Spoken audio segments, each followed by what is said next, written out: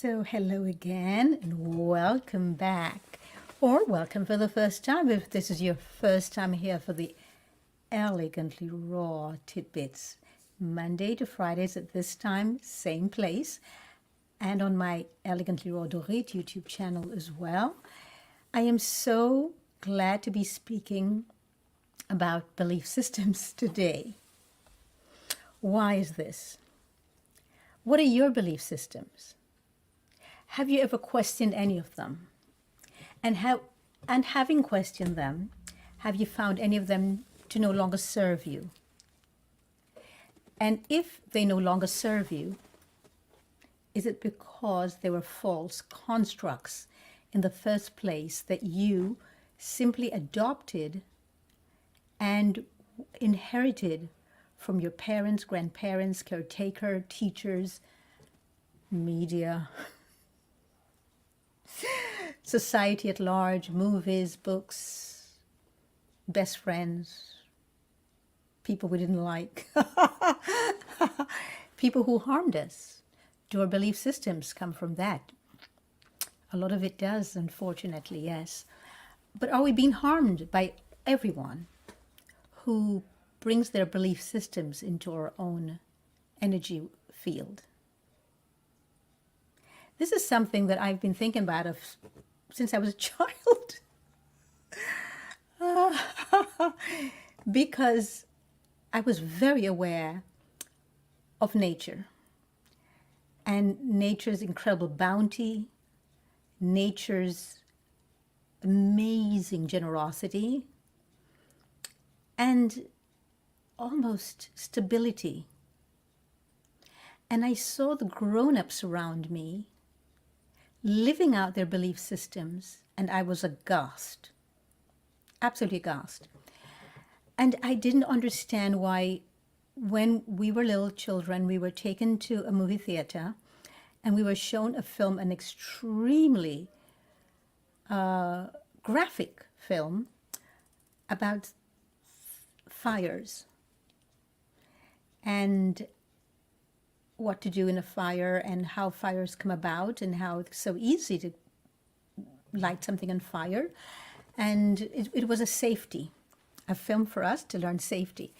And, you know, where's the emergency exit, where to go, what to do in the case of a fire, to cover your mouth with preferably a cloth that's wet or something that's wet, drop to the ground, etc., etc. But what I did not forget, and I haven't forgotten, was when I went outside of the cinema, the movie theater, was waiting for my father to pick me up, and he was always late, so I had time to see everybody else. And this was a theater, so it had steps going up to it, so I was a little higher up, and I was a wee thing, you know, very small and tiny, actually.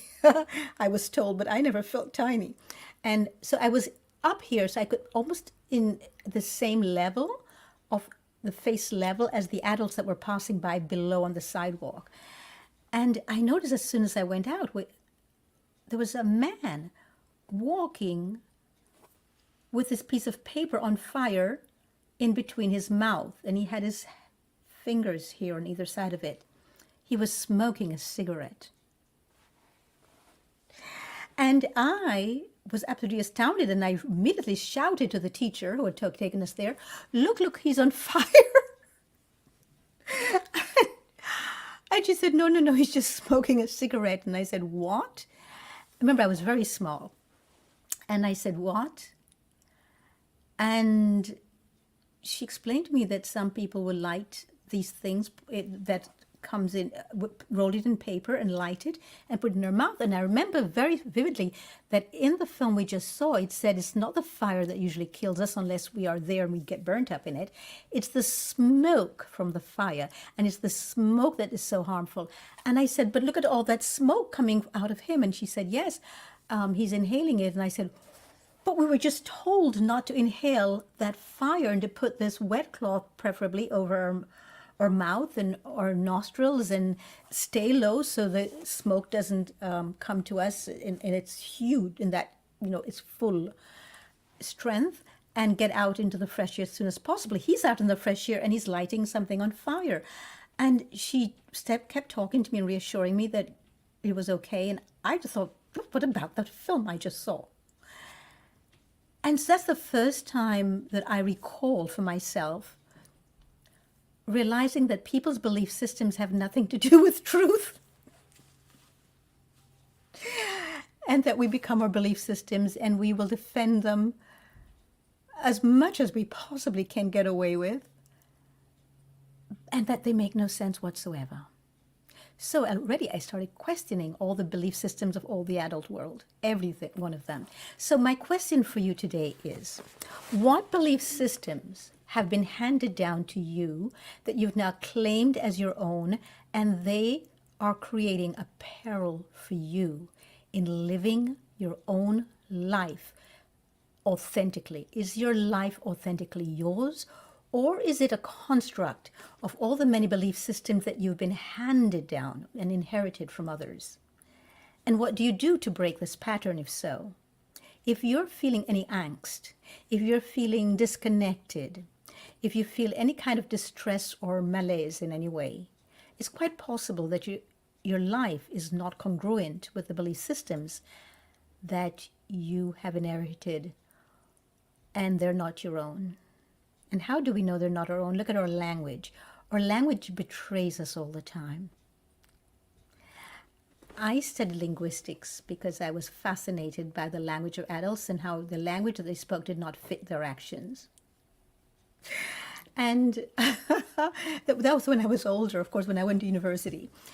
But I'm still fascinated by it. I studied nonviolent communication. That's Marshall Rosenberg's work. I studied NLP. I studied so many of the things that has to do with the language and how our language constantly betrays us. And so does our belief systems. So do our belief systems, they betray us. Our belief systems betray us. I'm going to put up something here from Wayne Dyer. I'd like you to read this, please. Who says a belief system is nothing more than a thought you've thought over and over again.